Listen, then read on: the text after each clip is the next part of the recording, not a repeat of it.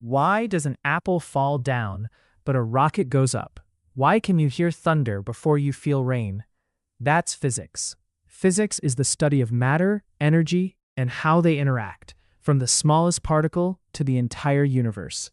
It explains motion, forces, light, and time itself. Everything that moves obeys rules. An object stays still or keeps moving unless a force acts on it.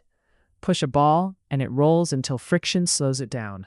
Drop something, and gravity pulls it toward Earth. Energy never disappears. It just changes form. A swinging pendulum turns motion into height and back again. A battery turns stored energy into light. This is one of physics' most powerful ideas. Physics isn't just equations on a board. It's why planes fly, why bridges hold, why your phone charges wirelessly. It's the rulebook behind everything. This is just the beginning.